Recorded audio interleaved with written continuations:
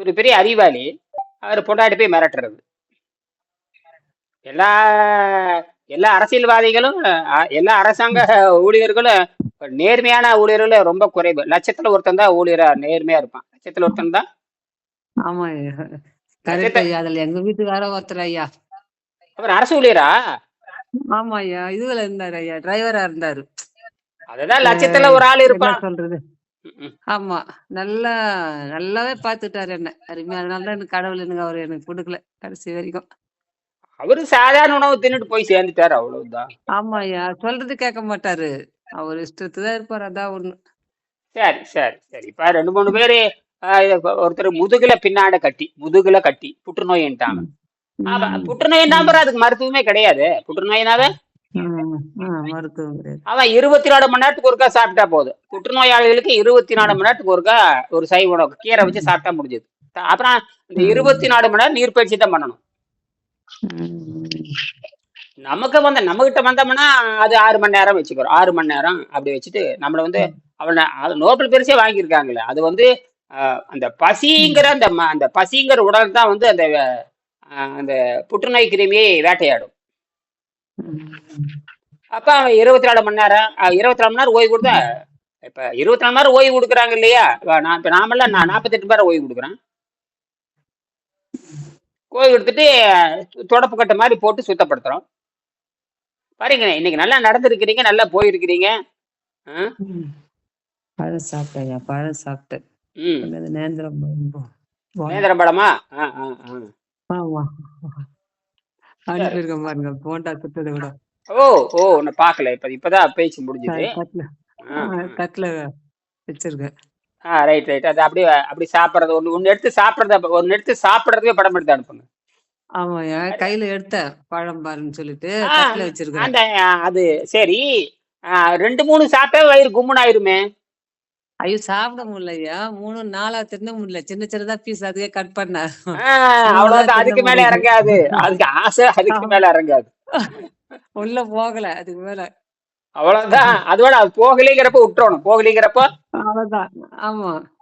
இந்த சிக்கன் கொடுத்துறோம். இதுதான் உடம்பு மறுக்குதுன்னு அர்த்தம். ஆமா.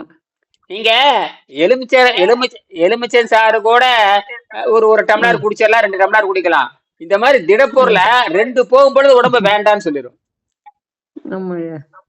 ஆசைக்கு சாப்பிட்டாச்சுல, அது பாட்டுக்கு 2 நாள் நீர் பயிற்சி பண்ணி அது அப்படியே வெளியே போயிடும். அவ்வளவுதான் 2 நாள் போட்டுடணும். சரி. இப்ப பிறை நுதல் எங்க பயணத்தில் இருக்கிறீங்களா? பிறை நுதல் பயணத்தை தான் இருக்காங்கய்யா. சரி சரி. சும்மா கவனிங்க, அவ்வளவுதான். சரி. அட்டாங்க யோகம் அது பரிணாம சித்தாந்தத்தோடு இப்ப 2வது பாடத்தை நம்ம கொஞ்சம் பாத்திரலாம். எது வரைக்கும் படிச்சோம் 2ஆம் பாடத்துல?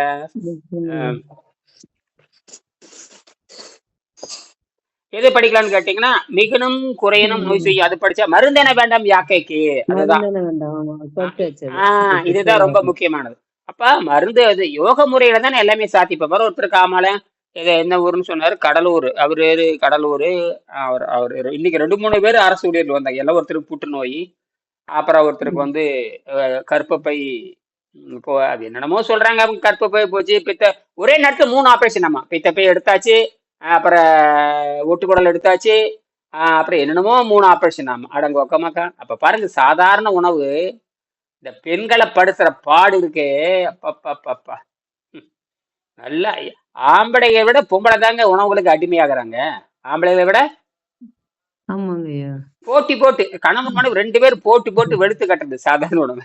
அதாவது இவங்க யாருன்னு கேட்டா எல்லாமே இப்பதான் இந்த இயற்கை உணவை பத்தி இந்த அடிபட்டு உதப்பட்டும் போது செருப்படி வாங்கும் போதுதான் இயற்கை உணவு அப்படின்னு என்னன்னு இப்பதான் திரும்புறானுங்க.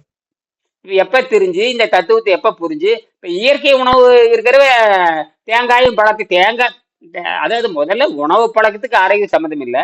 இவங்க அந்த உணவு பழக்கத்தை தேங்காய் பழக்கத்தை பிடிச்சிட்டாங்க. தேங்காய் பழங்கிற ஒரு உணவு பழக்கம் தான். தேங்காய் பழங்கிறது அது உணவு பழக்கம். பலகாரத்துக்கிற மாதிரி தேங்காய் பழம் திங்க வேண்டியதுதான். கோயில் என்ன கொடுப்பாங்க? தேங்காய் பழம் தான் கொடுப்பாங்க. அது எப்படி தெரியுமா?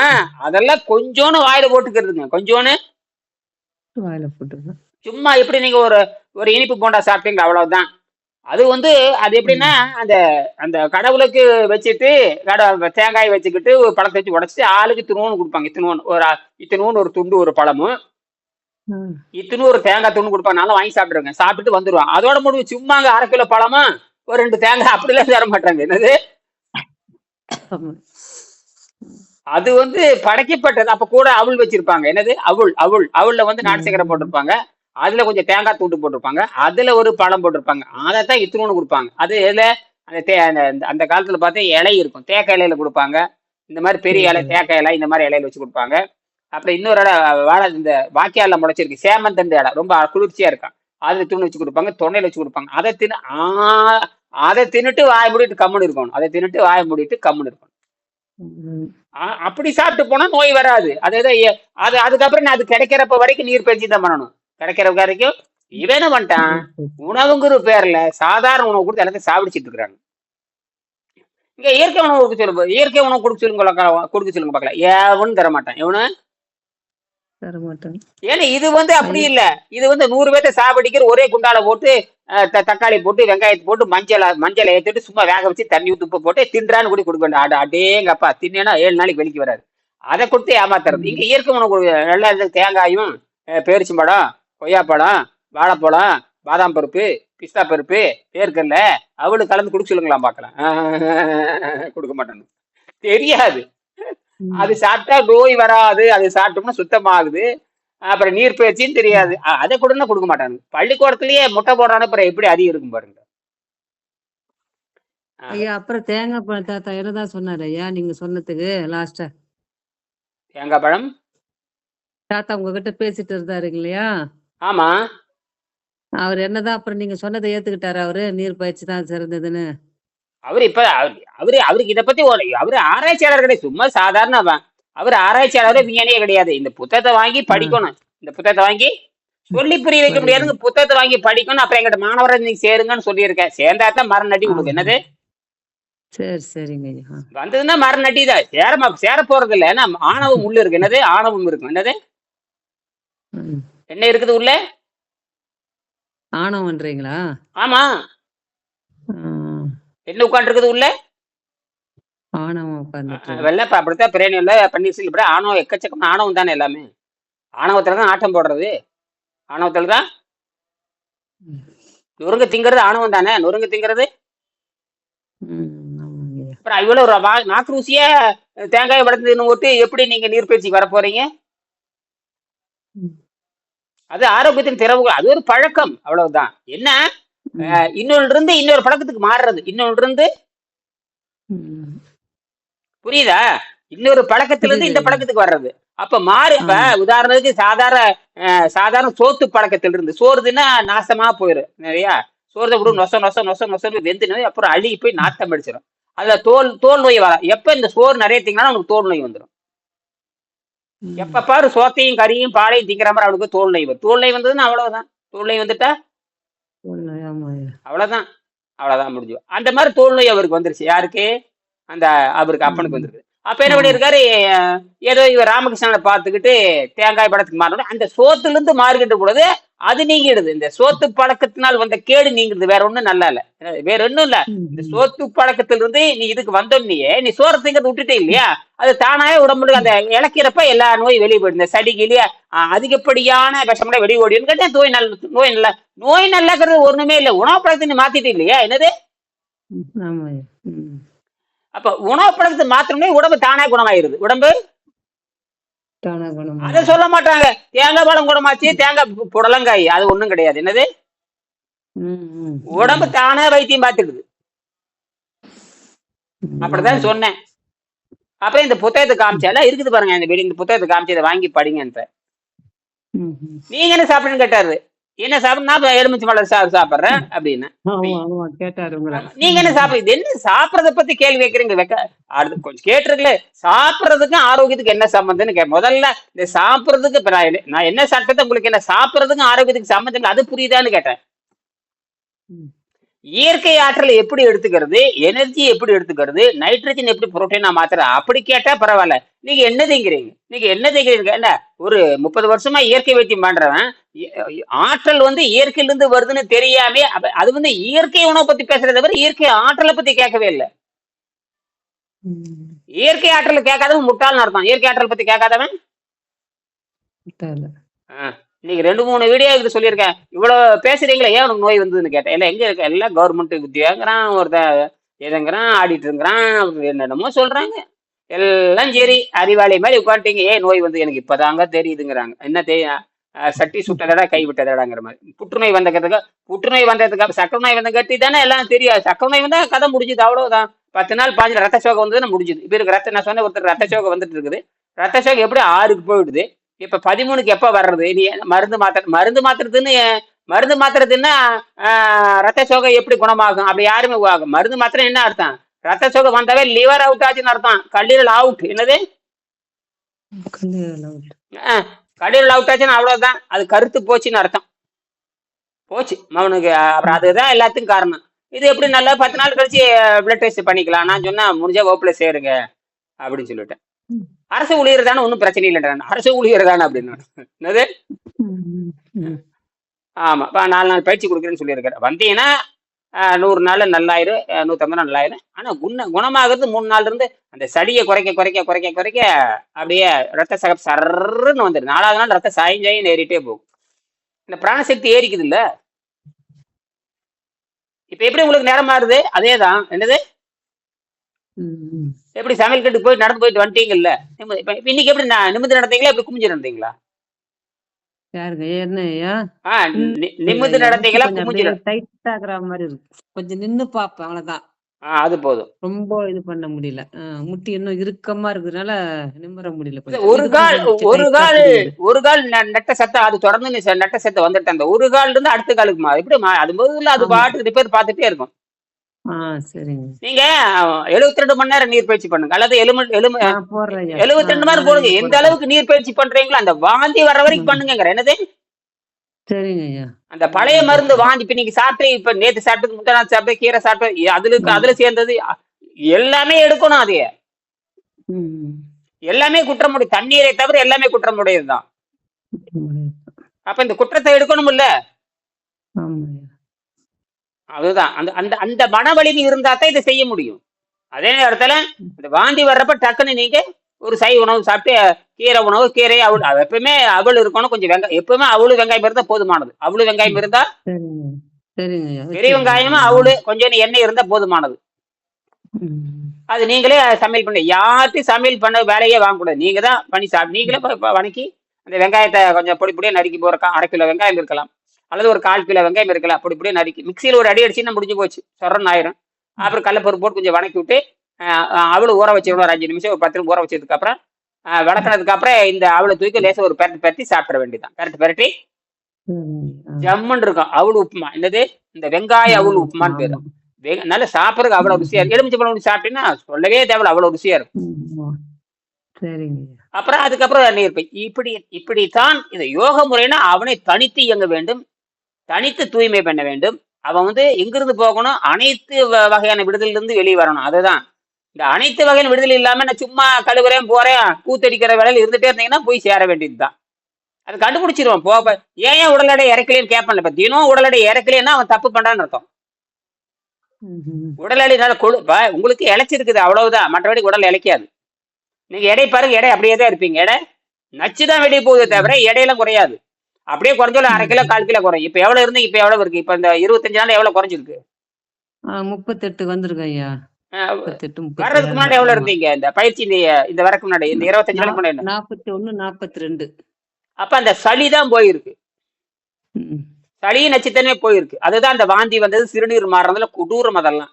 இப்ப அந்த நாற்றம்லாம் போயிடுச்சே இல்லையா? சிறுநீர்ல அந்த கண்ணாடி பேர் வரும். அல்ல வர்றதே குறைஞ்சிரும். சிறுநீர் வர்றதே குறைஞ்சிரும். என்னது? ஆமாய்யா, இது குறைஞ்சிருச்சு. 4 தடவை 5 தடவை போறது இப்ப 3 டைம் ஆகி போச்சு. அப்படியே ரத்த சுத்தமா, அதாவது ரத்த சுத்தமா தான் சிறுநீர் வர்றது குறைஞ்சிரும். சரிங்க. சரி, இப்ப அது நேரமாச்சு. இப்ப ஒரு 5 நிமிஷம் பேசி நிறைவு செய்யலாம் வகுப்பு. சரியா? சரி. நீருண முறை அஷ்டாங்க யோகத்தின் நீருண முறை அஷ்டாங்க யோகத்தின் நான்காவது படியாக பிராணாயாமம் அல்லது பிராணசக்தியிலே வாழுதல். அதாவது நீங்க பிராணாயாமம் அல்லது பிராணசக்தியிலே வாழுதுங்க. பசிதாகம் இல்லைன்னா பேசாம நீட்டிட்டு, பசிதாகம் இல்லைன்னு நீட்டிக்கிங்க. புரியுதா? சரிங்க. நீங்க தான் பசிதாகம் இல்ல மயக்கம் இல்ல நீட்டிச்சுட்டே போங்க. பசிதாகம் இல்ல ம். மயக்கம் இல்ல நீட்டிட்டே போங்க. சரிங்க. அந்த பசி அடக்கவும் செய்யணும். வாந்தி வர மாதிரி இருந்தா வெங்காயத்தையும் அவளையும் போட்டு இறக்கி விட்டுறணும். சரிங்க. இப்ப நமக்கு வெங்காயம் அவளு இருந்தா போதுமானது. வெங்காயம் அவளு அவளு ம். அவள் மட்டும் அவளு எப்பவும் வாங்கி வச்சுக்க. நான் எங்கிட்ட எப்பவுமே அவள் இருந்துகிட்டே இருக்கும். சும்மா இருக்க 2 அவலத்துக்கு வெறும் அவளவே நான் சாப்பிட்டு போயிருவேன். இப்படி வாயில பவுல போட்டு அப்படியே போட்டு சாப்பிட்டே போயிட்டே இருப்பேன். அது நமக்கு பயிற்சி பெற்றதுனால எங்களுக்கு புரியுது. உங்களுக்கு எனக்கு இந்த ம். இயற்கை ஆற்றல்ல சளியே இல்லைன்னா உடம்பு தானாவே அது பாட்டு உறிஞ்சிக்கிட்டு பயங்கர வேகத்துல உறிஞ்சிட்டே இருக்கு. அது கோடிக்கணக்கான ஆண்டுகளா எங்க பறவை, விலங்கு, நாய், நரி எல்லாத்துக்கும் ஆற்றல் கொடுக்குதாம, அப்ப எனக்கு ஆற்றல் கொடுக்காதா? நம்ம அறிவை வச்சுதானே புரிஞ்சுக்கிறோம். அதனாலதான் ம். அதுக்கு அந்த அது ஐந்தாம் அறிவு. அந்த ஐந்தாம் அறிவு எல்லா உயிர்களும் அழிந்து போக வேண்டும். 6ஆம் அறிவு 7ஆம் அறிவு இருக்கிற மனிதன் மட்டும்தான் நீண்ட காலம் வர வேண்டும். நீண்ட காலம் இனப்பெருக்கம் போடணும். உலகத்திலேயே இனப்பெருக்கம் அதிகமா போயிட்டு இருக்குது மனித வர்க்கம் தான். மற்றது எல்லாம் கீழே அழிஞ்சே போயிடும். ஏன்னா இயற்கை அவற்றை விரும்பவில்லை. இயற்கை அவற்றை விரும்பவில்லை. விரும்பவில்லை. இன்னைக்கு என்னமா பண்ணீங்க பரமேஸ்வரி? 5 மணிக்கு கூப்பிட்டுருந்தேனே, 5:45 எல்லாம் கூப்பிட்டேனே, தூங்கிட்டு இருந்தீங்களா எல்லாரும்? ம் இன்னைக்கு 4:45 கூப்பிட்டு 4:30 4:45 கூப்பிட்டேன். சரி பரவாயில்ல இருக்கட்டும். இல்லையா 5:10 என்னவோ 5 ஆமா 5 ஆமா இன்னைக்கு 1 பூரா இன்னைக்கு ஏகப்பட்ட தொலைபேசி வந்துகிட்டே இருந்து அது விட்டா இது விட்டா வந்துட்டு ஒவ்வொரு 30 மணி நேரம் 30 நிமிஷம் பேசி பேசி அப்புறம் அதை ரெக்கார்ட் பண்ணி பதிவு பண்ணி அதுக்கு ஒரு 1/2 மணி நேரம் அதுக்குள்ள ஒரு போனு. இன்னைக்கு ஏகப்பட்ட போன். அப்புறம் அதுக்குள்ள இந்த விஞ்ஞான வேற ஒருத்தர் ஒருத்தர் கேள்வி கேட்டாரு. அதுக்கு பதில் இப்போ ஒரு விஞ்ஞானி பார்த்துட்டு அவரு இன்ஜினியர் எடுத்துருது, ட்ரிபிள் இன்ஜினியர். இதை சொல்லிக் கொடுங்க எப்படி சந்தேகம்னு கேட்டாரு. இப்பதான் கண்டுபிடிச்சோம். இந்த உலகம் முறை வர்றதுக்கு 20 வருஷம் ஆகுது. இப்ப முதல்ல ஒண்ணு செஞ்சு பாரு. அவருக்கு வகுப்படி 1.5 மணி நேரம் அவரை புரிய வச்சு அப்புறம் அதுக்கு வீடியோ எடுத்து அதுவும் பண்ணி நம்ம குழுவுல விஞ்ஞான அறிவியல் குழுன்னு ஒண்ணு வச்சிருக்கேன். அந்த அறிவியல் குழுவுல ஒரு 15-16 பேர் இருக்கிறாங்க. அதுல சேர்த்து விட்டுருக்கேன். ஏன்னா அதுல பூரா அதுல போட்டு விடுவாங்க. அது தனி அறிவியல் குழு தனி, நீர் மருத்துவ குழு தனி, அது பக்கம் தனியா பேசுறது தனி. இத்தனையும் நான் பண்ணிக்கிட்டே இருக்கணும். இத்தனையும் எடுத்து போடணும். இப்ப ரெக்கார்ட் பண்றதுக்கு போடணும். இப்ப அவங்களுக்கு பதிவு பண்ணதுல போகணும். எல்லாத்துக்கும் ஆலோசனை தான். இப்ப இன்னைக்கு 3 பேருக்கு மட்டும் ஆலோசனை கொடுத்துருக்கேன். இதுல யாராவது ஒருத்தருக்கு சேர்றதுக்கு வாய்ப்பு இருக்கு. இந்த புற்றுநோயாளி எப்படின்னா சேர்ந்துதான் ஆகணும். இந்த புற்றுநோயாளி சேர்ந்துதான் ஆகணும். இன்னொருத்தர் அவர் பேர் ரத்தசோகை. அந்த மூஞ்சி எத்தச்சோடு பூசணிக்காய் மாதிரி இருக்கு. அப்படியே மூஞ்சியே கொட்டம் அப்படியே குப்புன்னு உப்பி போய் கிடக்குது. ஏன்னா உங்களுக்கு உப்பு அதிகமாயிட்டாவே உடம்பு என்ன ஆயிரும்? உப்பிரும். என்னது? நோய் உப்பிருச்சு. அப்படியே குப்புன்னு பாருங்க. வீடியோ எடுத்து பாருங்க. நான் சொன்னேன் அப்புறம் எங்க வைத்தியம் பார்த்திருக்கேன்னு கேட்டேன். இப்பதான் இந்த தேங்காய் பழம் சிரிச்சுக்கிட்டேன். ஐயோ தேங்காய் பழம் சாப்பிட்டா கூட 24 மணி நேரத்துக்கு ஒரு தான் சாப்பிடணும்னு சொன்னேன். அப்ப என்ன சொன்னேன்? 24 மணி நேரத்துக்கு அப்புறம் தான் ஒரு தடவை. அவ்வளவுதான். அப்புறம் இந்த புற்றுநோயே அந்த தேங்காய் பழம் தான். இதுக்கு வரைக்கும் என்ன சாப்பிட்டது? நேற்று வரைக்கும் இறைச்சி சாப்பிட்டு இருந்தீங்க பாருங்க. நேற்று வரைக்கும் இறைச்சி. நோய் வந்ததுக்கு இறைச்சி விட்டாங்க, வாய் மூடிட்டாங்க. அது வரைக்கும் ஃபுல் கட்டு.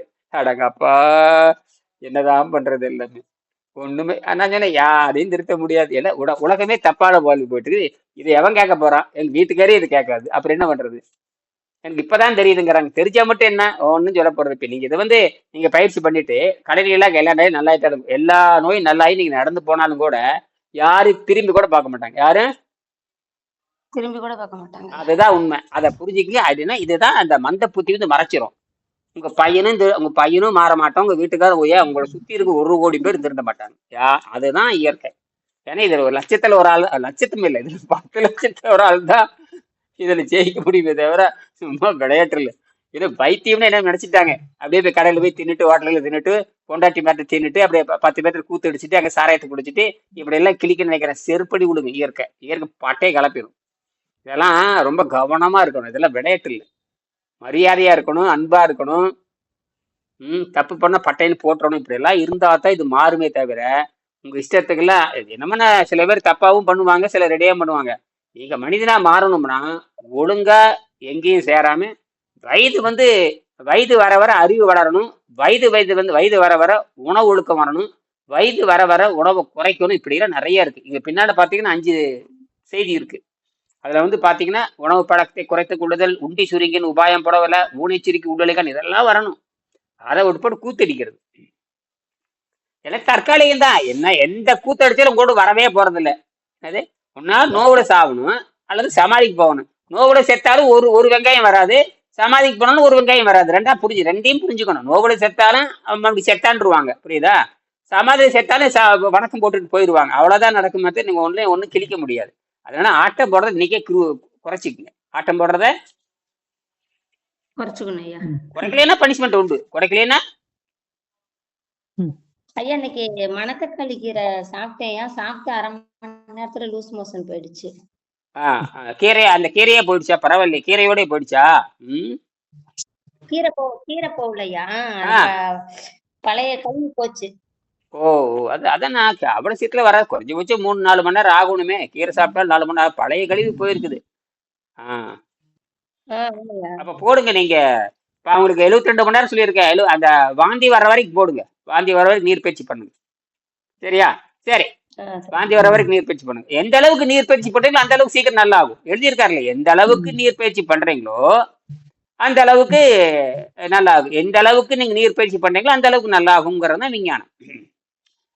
அதுதான் இயற்கை நோக்கமே. இயற்கை நோக்கத்தை புரிஞ்சுதான் எழுத முடியும். இஷ்டத்தை உடம்புங்கிறது இயற்கைக்கு சொந்தம். உயிர் வந்து விண்வெளிக்கு சொந்தம். உடம்பு வந்து பூமிக்கு சொந்தம். உடம்பு வந்து பூமிக்கு சொந்தம். உயிர் வந்து விண்வெளிக்கு சொந்தம். இதெல்லாம் இடையில வந்தது. அம்மா அப்பா பொண்டாட்டி பிள்ளைல சும்மா இடையில வந்தது. இதெல்லாம் எப்படி இடையில வந்தது? இதெல்லாம் ஒரு என்ன சொல்லுவாங்க, நாடக மேடை. என்னது நாடக மேடையில உட்காந்து சிக்கன் சீரடி இருக்குதான். அதனால இதெல்லாம் புரிஞ்சுட்டு அத்து விட்டுருங்க. எல்லாத்தையும் அத்து விட்டுருங்க. எல்லாத்தையும் அதுதான் வந்து பற்று அற்றான் தாளை பற்றுக அப்பற்றை விடுக அப்படின்னு பாரு. பற்றுக பற்றற்றான் தாளை பற்றுக அப்பற்றை விடற்கு. என்னமா திருவள்ளுவர் எழுதியிருக்காரு. அப்பப்பா அது புரிஞ்சுக்கிறது சாதா. பற்றுக பற்று அற்றான் தாளை பற்றுக. பற்று அற்றான் தாளை பற்றுகன்னு என்ன? அது பற்றவே தேவைன்னு அர்த்தம். பற்றுக பற்று அற்றான் தாளை பற்றுக அப்பற்றை விடற்கு. அப்ப எந்த பற்றும் இருக்கப்படாதுங்கிறாரு. என்னது? அப்ப இந்த உடல் பற்றும், அப்ப உடல் பற்றும் இருக்கப்படாது. என்னது? உடல் பற்றும். நீங்க நினைக்கிறீங்க, ஐயோ இப்போ எங்க அம்மா இருக்குது, ஐயோ எங்க அப்பா இருக்குது, நான் என்னாலதான் எங்க அம்மா உயிர் வாழ்றாங்க, எங்க அப்பா வாழ்றாங்க, எங்க பொண்ணு எல்லாம் வெங்காயம், இதெல்லாம் இங்க பண்ற கற்பனை. என்னது? நீங்க செத்துட்டீங்கன்னு வச்சுங்க, அப்பவே கோழி அடிச்சு குழம்பு வச்சு ஆடு வச்சு நான் புல் கட்டி கொண்டாட்டம் போடுவாங்க. அம்மா செத்து போச்சு யாரும் சாக போறது இல்ல. அப்பன் செத்து போன பொண்டாடி சாகிறதில்ல. பொண்டாடி சேர்த்தா புருஷன் சாக போறது இல்ல. பொண்டாடி சேர்த்தா இன்னும் 7 தடவை கும்பிடி போட்டு 7 தடவை சாரம் குடிச்சிட்டு இருப்பான். அதான் நடக்கும். புருஷன் தைச்சு போச்சு, அம்மா செத்த மாவன தீர்னா போக கடா வெட்டான்னு சொல்லி திம்பா. இப்படித்தான் நடக்குது தவிர யாருமே போய் அதெல்லாம் பொய். எத்தனையே மனசுல புரிஞ்சுட்டா சரி. எனக்கும் தெரியும். நான் போனேன்னு வச்சுக்க, வீட்டுக்கார எப்பவே இட்லி சாப்பிட 12 இட்லி சாப்பிடு. அவன் முன்னாடி வந்து 4 இட்லி சாப்பிட்றப்ப ஏதாவது சொல்லுவாங்க. ஆள் போயிட்டான்ல, போடுற 12 இட்லின்னு ஃபுல் கட்டிட்டு இருக்கும். அப்படி தெரிஞ்சுப்பாலும் ஒருத்தர் கூட நோன்பு இருக்க மாட்டாங்க. அந்த காலத்துல பாத்தீங்கன்னா இலை ஊடுனாவே 2 நாளைக்கு அவங்க சமையல் பண்ண மாட்டாங்க. அந்த வீட்டுல 2 நாளைக்கு 3 நாளைக்கு அந்த வீட்டுல சமையல் பண்ண மாட்டாங்க. இந்த பக்கத்தால இருக்கிற நண்பர்கள் தான் போய் கொடுப்பாங்க. என்னது? நான் சொல்றது 50 வருஷத்துக்கு முன்னாடி. இப்பன்றானா பணம் வர்றதுக்குள்ள பிரியாணி வந்துருது. பணம் வந்து சேர்றதுக்குள்ள ஹோட்டலுக்கு சொல்லி வந்து கட்டிட்டு இருக்கிறானுங்க. என்னது? அங்கே உட்காந்து சாப்பிடுறாங்க ஐயா. கேவலமா இல்ல, ஒரு பணம் வந்திருக்கிற அந்த பணம் எடுத்துட்டு போன பணம் வந்த வீட்டுல மௌனமா இருப்பாங்க. மௌனமா இருந்துட்டு மௌனமா போவாங்க. இதுன்றானா திருவிழாவே நடக்குது. என்னது? உணவு திருவிழா. உணவு திருவிழா. இப்ப என்னதான் படி தொடருது இவங்களை எல்லாம். சரி, ஒன்று மட்டும் பொதுமக்களுக்கு சொல்லிக்கொள்ள விரும்புகிறேன். திருக்குறள் மூலத்தை படியுங்கள். பல முக்கியமான பொருள்களை பிற்காலத்தில் மாற்றி எழுதப்பட்டிருப்பது உங்களுக்கே தெரியும். பரமஹம்ச யோகானந்தர் பெரும்பாலும் அமெரிக்காவில் வாழ்ந்த உலக புகழ் பெற்ற பரமஹம்ச யோகானந்தர் உலக புகழ் பெற்ற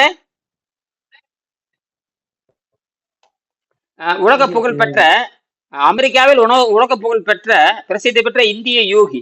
அவருடைய காலத்தில் உணவில்லாமல் வாழ்ந்த 2 பெண்மணிகளை சந்தித்து உரையாடி தனது புத்தகத்தில் எழுதியிருக்கிறார்.